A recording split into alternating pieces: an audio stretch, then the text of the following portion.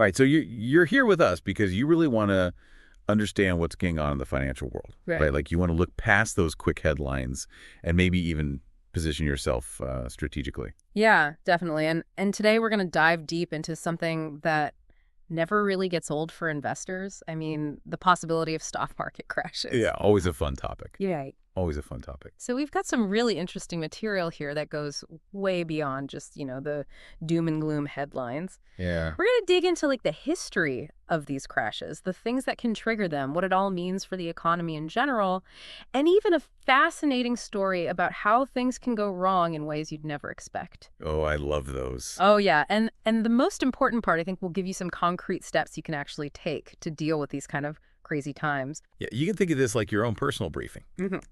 Okay, we've sorted through all the info so you can get a clearer picture of how the market moves, Yeah. what might spark the next big downturn, how it ripples through the whole economy, and then those actionable strategies that'll hopefully help you feel more prepared and less like, oh my God, what if? Right, exactly. Right. So let's start with this basic idea that our source really emphasizes that the market kind of moves in cycles. Okay. It's a pattern of ups and downs, good times, followed by corrections, you know? All right, so let's break that down. The stuff we're looking at makes a pretty strong case that market crashes. Yeah. They're not like these weird one-off things. They're a regular part of how the economy works. Yeah, like a heartbeat. Yeah, and it even points to some big examples. I mean, ones that many of us have lived through, right? The dot-com bubble bursting around 2000, the whole financial crisis in 2008, and then that super fast downturn in early 2020. I mean, these weren't just like little blips on the radar. Right. And what's really insightful here is that the source focuses on what usually happens after these big drops. Historically, they've been followed by times of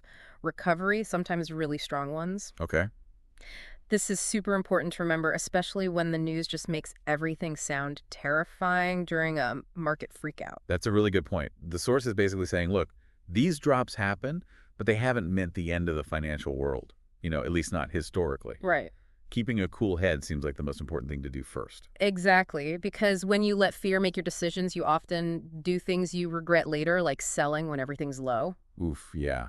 So if you understand these cycles, it helps you approach your investments in a calmer, more strategic way. Okay, so if these downturns are kind of like the bad weather of the economy, what are the things that might cause the next storm? Yeah. What's on the horizon? Sure. So the info we have points to things like geopolitical instability and trade tensions as major potential triggers. And when you think about how connected all the economies are globally, this makes a lot of sense. Yeah. Trouble in one place can quickly cause problems everywhere else. Yeah, that's true. And the source gives a really specific example here. It talks about overly protectionist policies, like the tariffs that Donald Trump put in place. Now, Hmm. our goal here isn't to argue about whether those policies were good or bad, but the source uses them as an example of how aggressive tariffs can start this whole chain reaction. Right. And what's interesting to think about is that domino effect. The source suggests that these kinds of policies can make prices go up. Think about businesses that need to import materials or parts tariffs, make those things more expensive.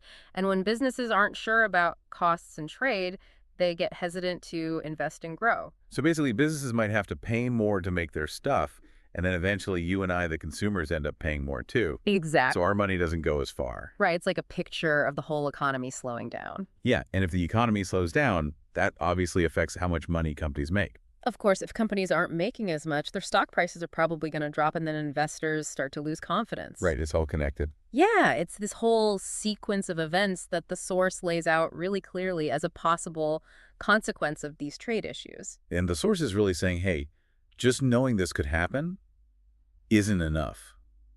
You need a solid plan to handle these times if you want to protect your investments. And that brings up a really interesting question. Can we learn from what's happened before, not just in terms of the market itself, but also in how we've tried to solve economic problems in the past?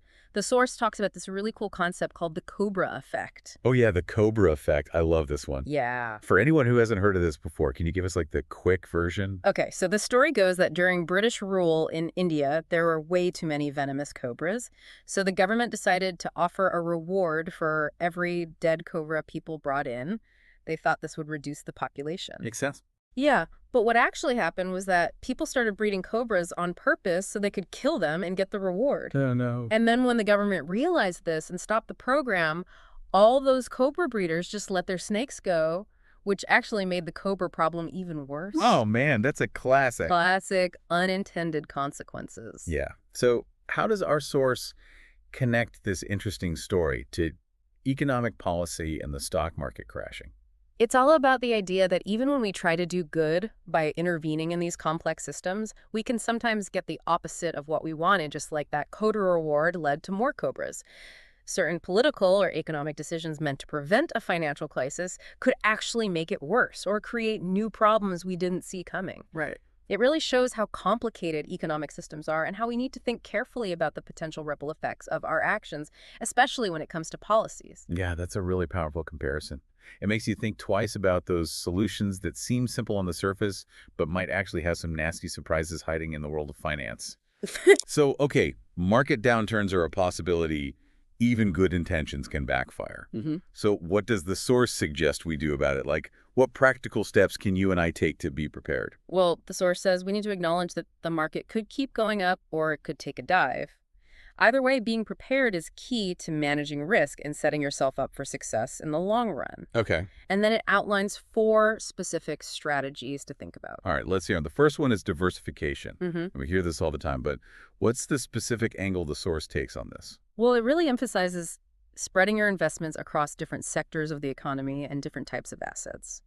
This isn't just about having a bunch of different stocks. You should also consider things like bonds, which are essentially loans to governments or companies, commodities like oil or gold, and even real estate. Okay. The idea is that if one part of the market tanks, your whole portfolio is less likely to get destroyed because you've got stuff in other areas that might be doing better. Right. So don't put all your eggs in one basket, especially if that basket's about to go on a wild ride. Yeah, exactly. Okay, what's the second strategy? It's called profit taking. The source says if some of your stocks or investments have gone up a lot, it might be smart to sell some of them off. This lets you lock in those profits and reduce the risk associated with those specific investments that have grown so much. So don't just ride the wave forever. Sometimes you got to hop off and enjoy the view. Exactly. It's about being proactive and rebalancing your portfolio. Maybe lessen your exposure to potential drops in those high-flying assets. Okay, makes sense. What's number 3? Number 3 is maintaining a long-term perspective. I know we talk about this a lot, but the source really stresses focusing on the core strengths and long-term prospects of the companies you invest in instead of getting caught up in the daily ups and downs of the market. So basically, look past the noise and ask, is this a solid business with a good future? Yeah, the source reminds us that historically the market rewards those who are patient and stick to a well-researched plan. Trying to time the market perfectly is basically impossible. It really is, and often when people trade based on fear or just speculation, they end up hurting themselves in the long run. Right. A long-term perspective helps you stay grounded and avoid those impulsive moves. All right, and the fourth and final strategy. The source calls it maintaining liquidity.